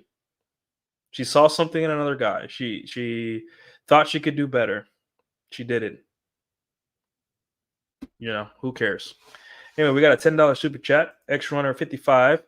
She is not yours, is freeing. You don't owe her, which means obligation for a lot of old world thinking of upkeep. Oh, wait, sorry. I had to give you one of these first. You know the drill. Sorry. Thank you so much, best friend. She is not yours, is freeing. You don't own her, which means all obligation for a lot of the old world thinking of upkeep is gone. Let me know if the line recommendation helps the curry. Yes. I'll probably be making green Thai curry soon, and I'll definitely try to add lime to that. But thank you. I will let you know if the lime and the curry helps. It probably should, right? It definitely should. But yes, that's not what reason girls hate it. It's because it's basically freeing yourself of the obligation or of the lie that you have to overperform or perform to a certain level to get girls to be in love with you or stay with you, right? Women hate that. They want you to work and be slaves to them, right? At least that's what that's how they see relationships, right? But in reality, you don't have to do much. Girls stick around girls stick around all types of men all the time for no reason because they simply just had genuine desire. Meanwhile, here you are with all these things going for you, and you're an engineer and you have money and you have all muscles and charm and all this stuff, blah blah blah. And in your mind is like, what do I got to do to make this girl happy? No, fuck that. What does she have to do to make you happy? And if she decides to leave, she's not yours. It's just your turn. So, all right. Anyways, yeah. So no guy is better than me. No guy is better than me is dangerous thinking. Not only that, it's also you're qualifying to women's standards, and what a shitty way to live, right? Living to make women happy. You know, even our boomer parents were like, "Hey, you can never make women happy." It's a running joke across 3 generations. Women will never be happy, right? So why don't you just fucking listen to that wisdom? Um, women's happiness is not your problem. You don't owe women a better life, right? When the going gets tough with a woman, you simply let her go. We don't owe women a better life, right? Uh, life is not hard for women, not in the West. There's plenty of things that make their life very, very easy and make my life easy too. Every day there's a new invention or new gadget or new social convention or new movement or new song that allows women to live easier lives every single day, every week, every month, whether it be an Amazon gadget you can get on Amazon to make their life easier, like an air fryer, or whether it be a new social convention, or now, like now we have TikTok challenges where women have a plausible deniability to be a little hoe. But oh no, it's a TikTok challenge. Like there's something to make women's life easier in the pursuit of men, in the pursuit of money, in the pursuit of safety. There's always going to be something there to help them. Right. So why are you so worried about whether a girl stays with you or not? Why do you feel like you need to protect them? Especially a woman that's not loyal to you. Right. Um, Again, like I said, this phrase is the biggest spit in the face to feminism because you're essentially saying that, like, hey, I'm not participating. If a woman is bad to me, she's bad to me and she's got to go. I'm not fighting for women, right? She's not mine. It's just my turn. Um all right. So let's talk about the outcomes of this phrase. Like, what does life look like for someone um that follows this phrase, right? That lives this and understands it and internalize it. Doesn't get emotional, doesn't use it as like their black pill kind of like phrase. Is like, yep, I understand it. I'm not mad at women. It's just it is what it is. I'll tell you. So first off, outcome independence, right? Meaning that um when I go on a date with a girl and let's say nothing happens, she's not mine. It was just my turn. It was my turn to go on a date with her. Let's say I get into a casual relationship with a girl and I hook up with her twice, or have one night stand, or whatever. Hook up with her twice. Hey, and she leaves. Hey, it was just my turn to have that one night stand with her. Let's say she's my girlfriend and we date for a year or two, and she says, I gotta find myself and go travel the world and be a hoe or whatever. Okay, cool. I'll be sad, maybe 3 or 4 months to recover because I love you, but you're not mine. You never were. I think that's a good way to break up with a girl. Like, hey, I gotta go. You're just not doing it for me. It's like, oh, it's fine. I understand. You were never mine. It was just my turn. That's a kind of cold way to break up with a girl. You guys should try it on your next breakup. But anyway, yeah. So outcome independence, which guys, you have to earn that. Outcome independence is something you have to earn. You don't just wake up and then just like, I don't care what women do. That you have to go out and date and understand that, like, hey, women come and go, right? And once you understand that it's not personal, you can become much more outcome independent, right? Because if I go to salsa night tomorrow, which I am planning to, and I need to go because my ego is through the roof right now. But if I go to salsa night, it gets pegged down because sometimes the girl will be like, "Ew, I'm not dancing with you" or whatever. But like I was saying, shit, I lost my train of thought. Salsa night, blah blah blah.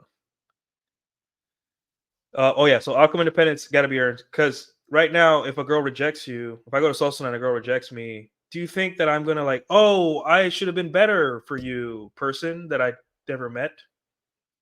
I should have been even taller or make more money, or I should have approached you differently. No, it has nothing to do with you as a person. She just simply didn't want to dance with you. Her loss, right? Outcome independence. You have to earn it, and that's a beautiful thing, right? That's why a lot of people. That's why the black pill doomers hate guys that internalize this stuff because they don't have the outcome independence yet. They don't have the experience, right? Oh, Nuke, how could you say she's not yours? It's just your turn. You're like, you don't care about anything and you're sad and you live a sad existence. I'm like, no, actually, I live a happy existence because I don't tie my identity to whether a girl likes me or not. One single girl that I just, whether it be my girlfriend or a girl that I met at salsa night, like, I don't tie my identity to that. You know what I'm saying? And a lot of guys need to understand that women leaving you, rejecting you has nothing to do with you. Unless you are very unattractive, it has nothing to do with you, right? Nothing. It's not personal. Stop taking it personal. So another thing that happens, and this is the romantic part. This is how when girls ask me, but this is what I tell them, right? Um, it's when you know that someone is there voluntarily with you, that you don't own them, that they're there because they want to be, it makes it so much better, right? Wouldn't you want to be with someone that chooses you every day? You get up next to them and they're just like, yep, they haven't left. They're here because they want to be. Or would you rather be someone in a relationship and they're just like, I can't leave them because my father will get mad or my friends will look at me bad or religion? Or, no, I want a girl to choose to want to be with me. I want her to look at me and be like, yep, I want you, Nuke. You're the one I choose. Um, so wouldn't you prefer that over like Rolo says, like, what do you prefer? Obligated compliance or what was it? Obligated compliance or willful submission? What do you prefer? I prefer willful submission, right? Meaning that you want to be in my frame, meaning you want to be here, meaning you're doing the effort, you're putting in effort to want to be here, right? So, and it's nice to know that someone's with you when they can leave whenever they want, right? It makes it more romantic. It makes it um it makes it more uh like it's almost more you trust the person more, right? Because they're not there because they have to be. They're there because they want to be, right? So if I wake up next to a girl and it's been 3 years and she's still there, right? And she's still happy and she's not there because of reasons, right? I'm going to be like, yeah, this is what an ideal relationship is because she chooses to be there. Not a person that's married that is with somebody that hates them, but they're still together because marriage or morals or whatever, right? Um, so understanding that someone can leave at any moment as well makes it more romantic. It makes you want to enjoy the moments you have with them, right? And I've had moments, guys, where I date a girl and I think she's great, and then boom, gone. Week later, never see her again, or doesn't. And most women don't give you big explanations as to why they're leaving. They just say, "Hey, I have to find myself," or "Hey, or they'll tell you they're seeing someone else, but it's too late. Like it's like, "Hey, you haven't spoken to me in 3 weeks. Like, what's going on?" And um, women don't give you explanations to why they leave. At least good ones, right? They just leave. So every day, every moment you spend with a woman that you care about or you semi enjoy their company is a gift, right? And you should treat it as something that's like, hey, this could be the last time I ever see you. Because in your mind, I don't know what's cooking in your mind. I don't know what scheme. I don't know if I don't even know if you're even like banging someone else. I don't know. I'm not going to spend the time to investigate. Obviously, if it's obvious on your phone and I see it, or you make it really obvious, then I'm going to be like, hey, I know what you're doing, or hey, I have questions. But if it's not obvious, I'm not. I got better things to do than worry about whether my woman's cheating or not, right? Um, I got to chase excellence. I got things to take care of, right? If I find out, I find out, right?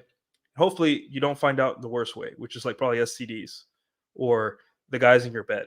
You know, I don't wish that on any man.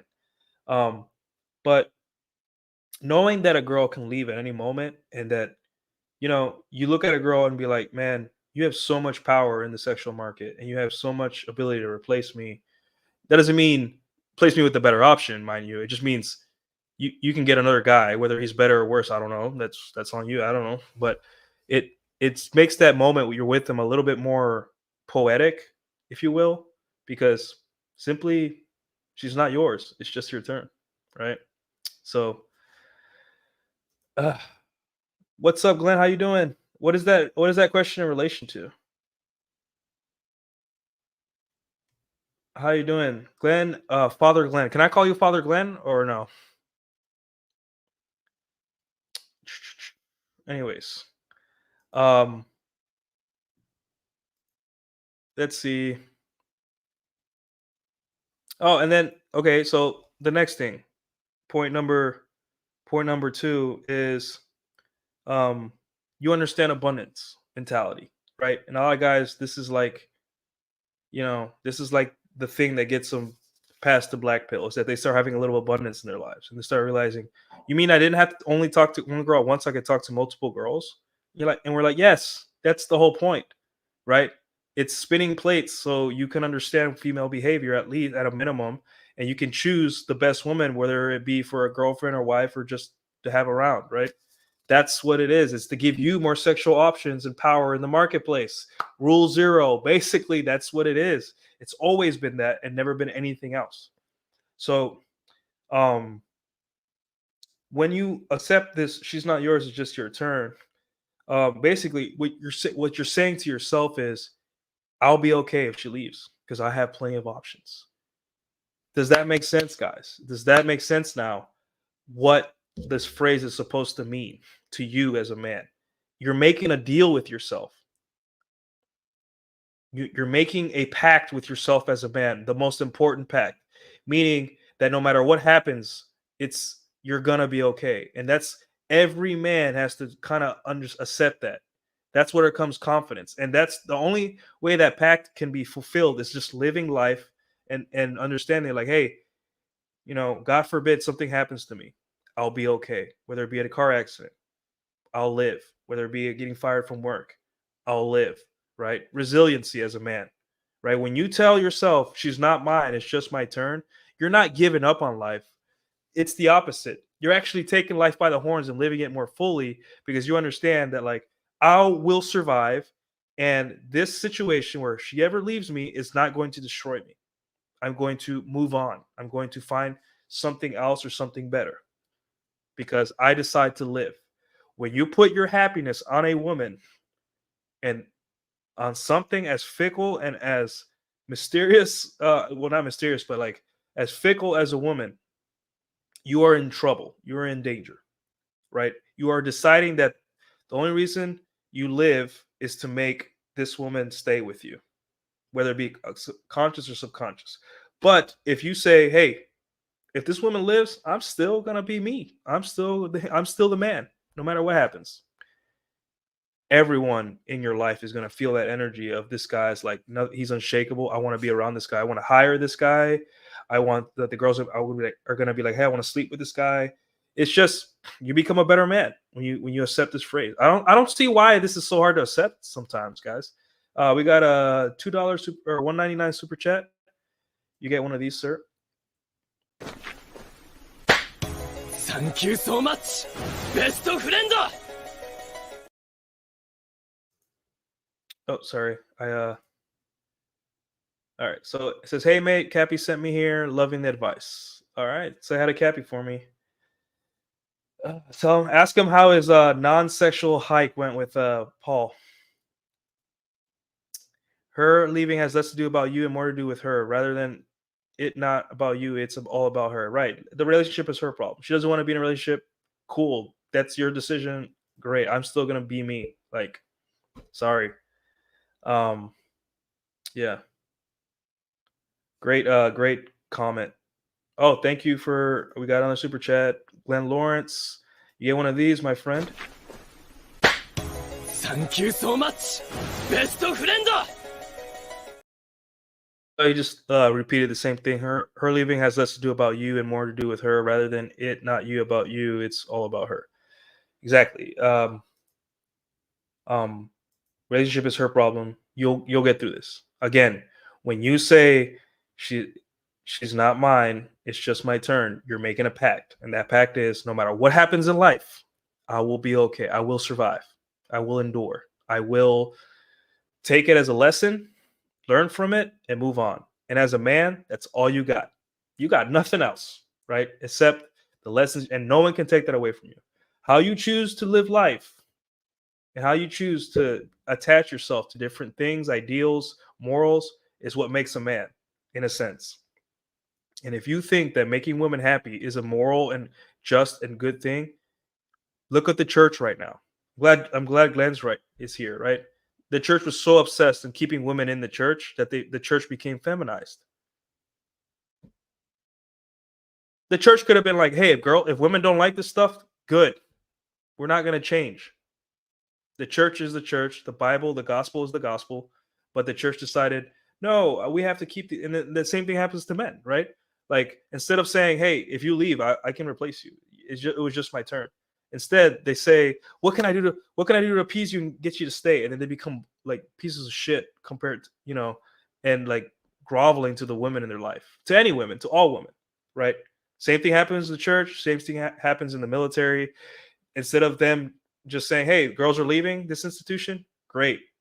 I know there's some financial interests and all that stuff, but instead of, the military, the church, whatever institution, oh, girls are leaving or are not accommodated enough, good riddance. The military is a killing machine. It's designed to kill people. That's what we are. It's not a make it soft so women feel comfortable. Same thing with your life. Your life isn't made to make women comfortable. You do not owe women a better life. The church does not owe women a softer version of the gospel. The church owes people the gospel. That's it. The military does not owe more soft conditions for women to work in. But it does, like, we don't have control over these things, obviously, right? Not your problem. But just to give you a parallel of like institutions and you. So yeah. That's a topic that's Glenn, Father Glenn. That is Father Glenn's wheelhouse and Christianity Unplugged as well. So guys, go check out their channels. They talk about it and they're both on fire right now. So please check out their channels, guys. Anyways, and then the final point as what happens when you accept this phrase, right? This is the final one, and I'll shut up, guys. And it's basically this: you finally accept women for what they are, not for what they could never be, right? Guys that continuously make excuses for women hate the fact that we rational guys accept women for what they are. And not only that, not only do we accept women for what they are, we tend to do better with women. All the guys that apply this stuff, their marriages are rock solid, or they're spinning plates and they're happy, or they have a girlfriend and they're super happy. Go through rule 0, right? And look at all the relationship statuses of all the men, right? They're all happy because they understand women's true nature, and their women they're with are also very happy that the men understand their true nature, that the men understand them too, right? Imagine being a woman and you have to explain to men how you are. They just want you to get it, right?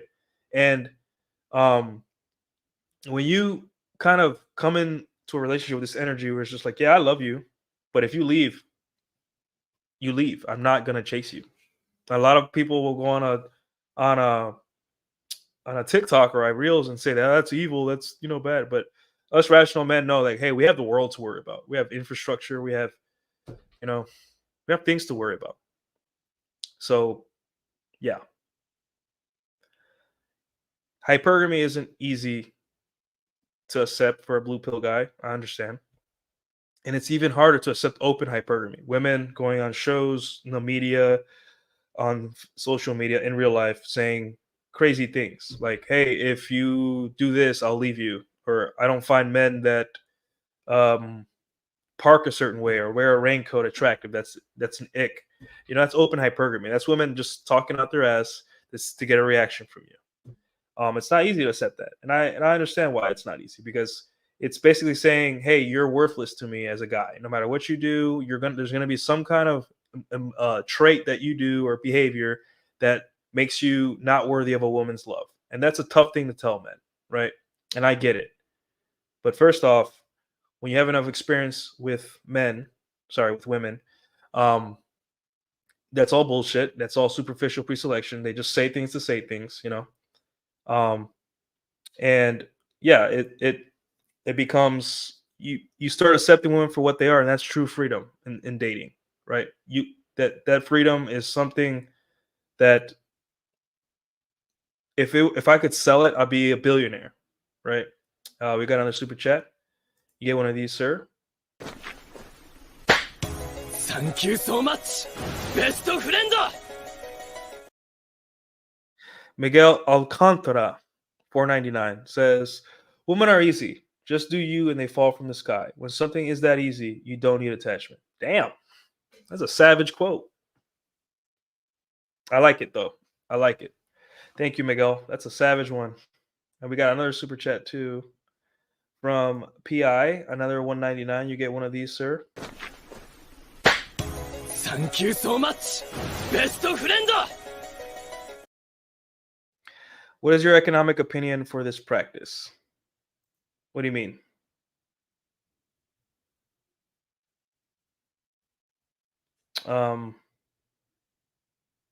Be more specific, please. I don't know what you're asking me, but thank you for the 199. Yeah, just let me know what you're asking about, and I'll bring it up again.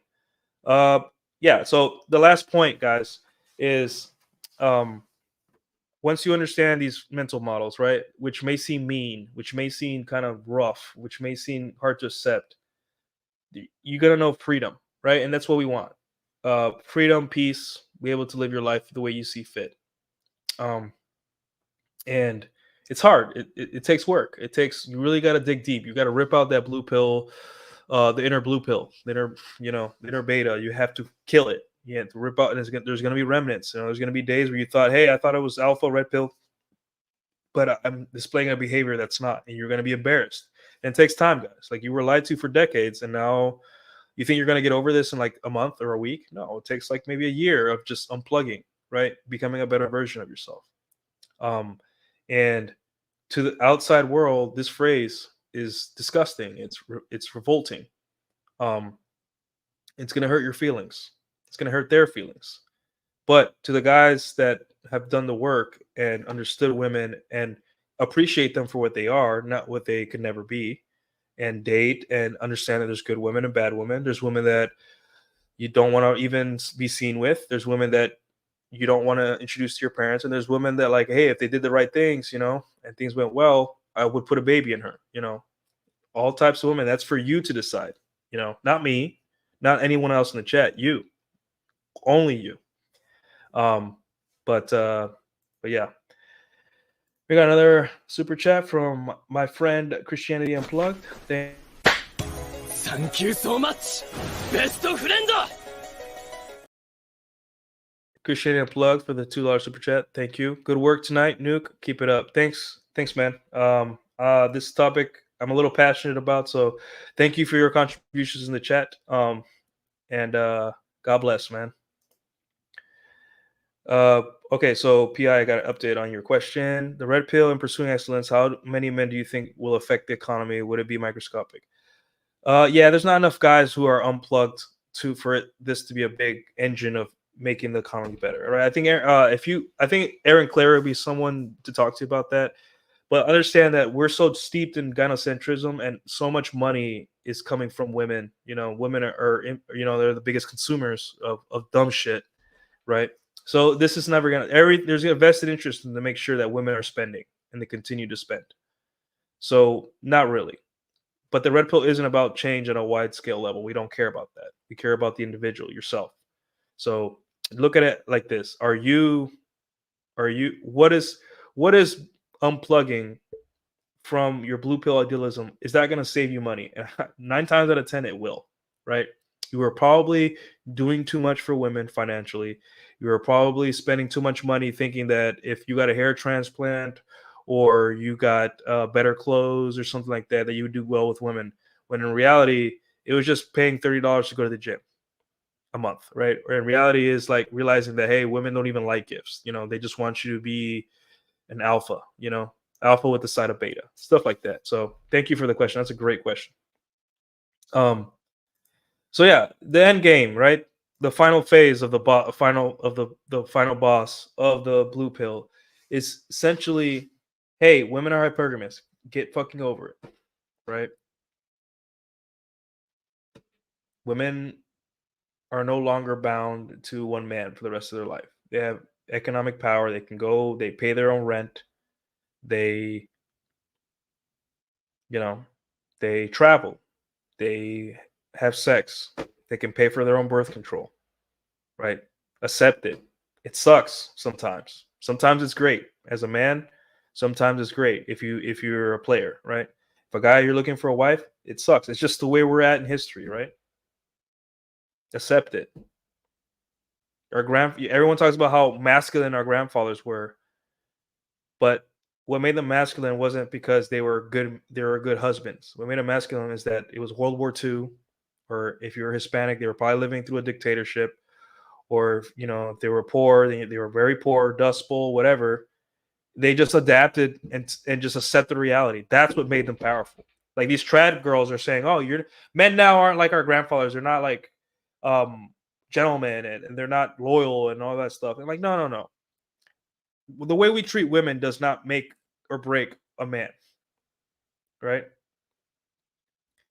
What makes a man is his ability. A man that's competent, his ability to adapt to change and to like, hey, this is the reality. I gotta fucking live with it, right? You don't go out hunting for a saber-toothed cat, right? And then find a mammoth and say, okay, well, I'm gonna hunt this mammoth the same way I hunt the saber-toothed cat. No, you adapt. You're like, okay, this guy's bigger and a little slower, so I gotta maneuver. Same thing with the dating market. 5 years ago, it may have women have not changed biologically, but due to social media, you maybe had to maneuver a little different, right? It's all about how you adapt to change. And right now, you cannot afford to think women are going to stay with you because you're just so great. You have to understand that, like, no matter how great I am, women leave. Tom Brady, Michael B. Jordan, Bill Gates, Jeff Bezos, Will Smith, Jason Momoa, the most high-profile, famously rich man of all time. Bill Gates and Jeff Bezos aren't exactly attractive, but they were the richest men, if not the richest of all time. Tom Brady, the GOAT, literally the GOAT, greatest of all time. All these men are legendary.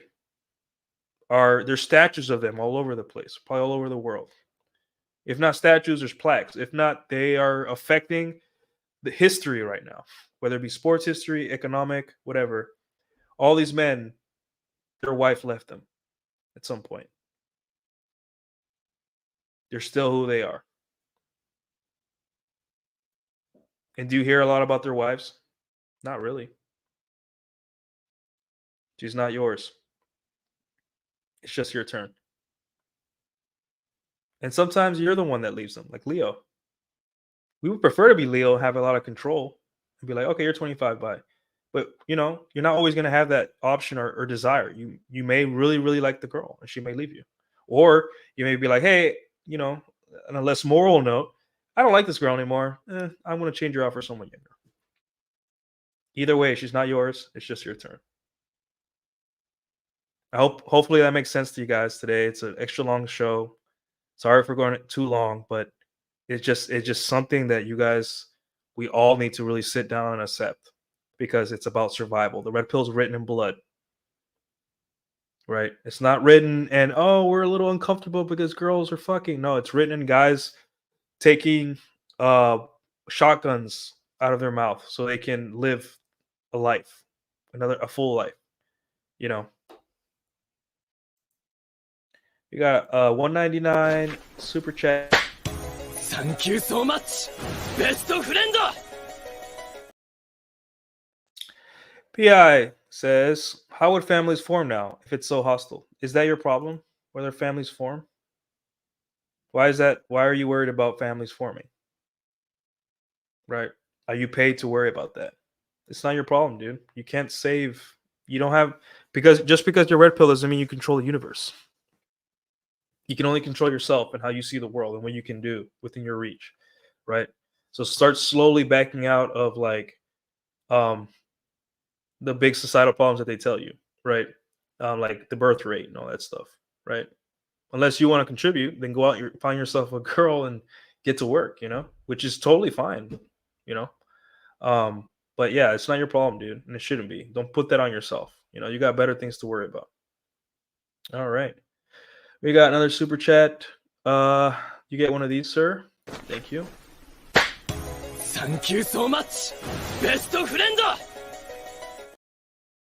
I am with the $27.99 Canadian. I don't know how much that is, but thank you, man. I appreciate it. You deserve a super chat just for being on Are We Dating the Same Guy, Dallas? Best new find on Twitter. Keep up the great work. Thank you. Yeah, guys. Every city has a Are We Dating the Same Guy? And conversely, there's a Are We Dating the Same Girl? And Are We Dating the Same Girl is I joined that group because I was curious like a year ago, and it's all just a bunch of dorks. Like guys that are like, is this girl, have you guys had sex with this girl? I'm like, dude, who cares, right? Because again, it's not your turn, or she's not yours, it's just your turn. Why are you on a board? Why are you on a message board or a Facebook group wondering if a girl had sex before you? That's stupid. You got better things to worry about. Go out on a date with the girl, have sex with her, and then let her prove to you that she's worthy of being around you or in your life. Simple as that. But yes, and there is a Are We Dating the Same Guy for every American city.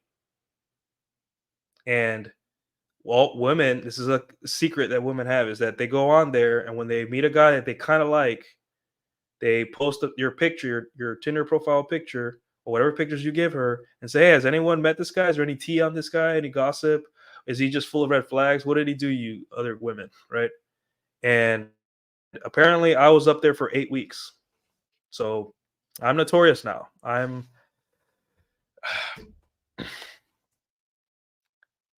Welcome to being your own point of origin. Welcome to knowing game. Welcome to She's Not Yours, It's Just Your Turn. Welcome to all the mental models converging into making life really fun and exciting. This is the outcome. You become West Elm Caleb, but for Dallas. I am now West Elm Dallas, or Dallas Nuke. Right? It's fun, right? It's an ego boost, I guess. But don't worry, tomorrow I'm gonna go to salsa night. I probably rejected by like 3 girls. So I'll get knocked down a peg or 2. So but anyway. Glad I could help you guys figure that out. Yeah, there is a you deserve a super chat. Or sorry, there is a Are We Dating the Same Guy, Dallas? Or sorry, Are We Dating the Same Guy in every city? San Antonio, New York City, Miami, LA, Kansas City. Every single city has one of these, right? Go Texans. Yeah, Cowboys. Not a lot of people are happy about Cowboys right now, but I gotta go catch a game. But yeah, that's, and I'm still getting developments like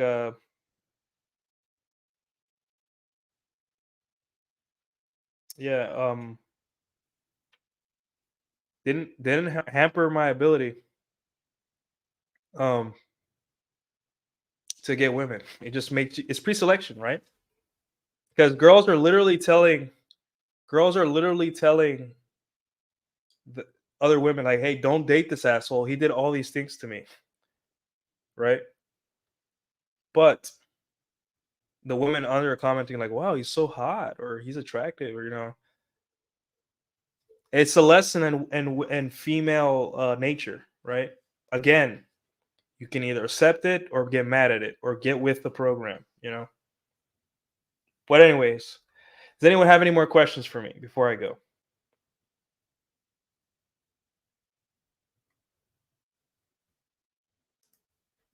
hopefully this show helped you guys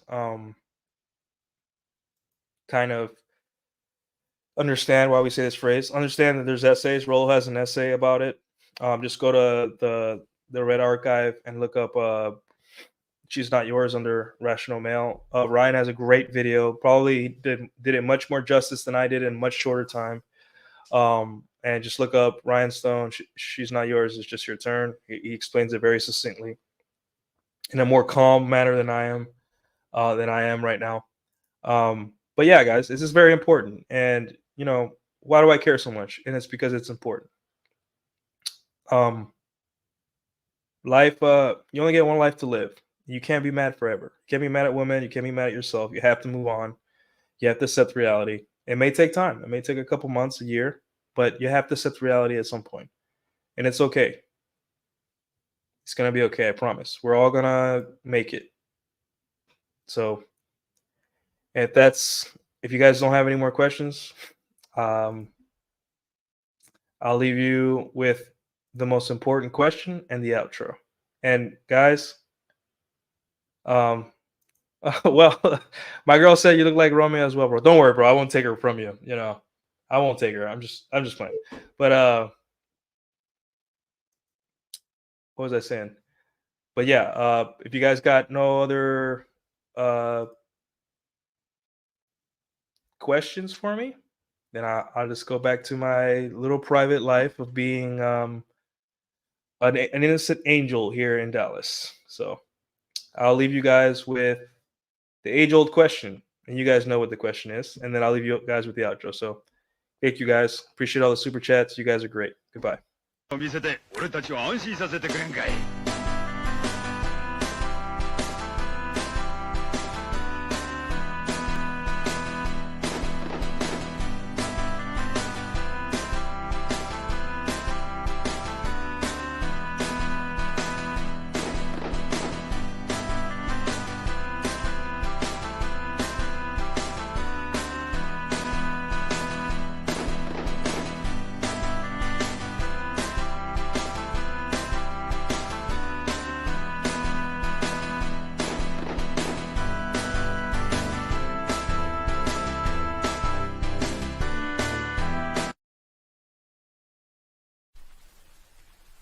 Lying it all alone, thinking that I'm with you, thinking I hurt you, but you're gone.